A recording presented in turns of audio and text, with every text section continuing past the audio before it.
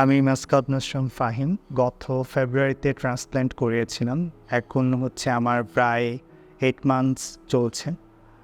তো ট্রান্সপ্ল্যান্টের আগের এক্সপেরিয়েন্সটা আসলে অন্যরকম ছিল, যেহেতু আমার মাথার সামনে দিয়ে চুল কম ছিল, তো নিজেকে অনেক বেশি মনে হতো যে এইজড, আর হচ্ছে কনফিডেন্সের অভাব ছিল অনেক বেশি কোনো কাজ করতে গেলে বা কাউকে কোনো কিছু বলতে গেলে বা কারো সামনে গেলে।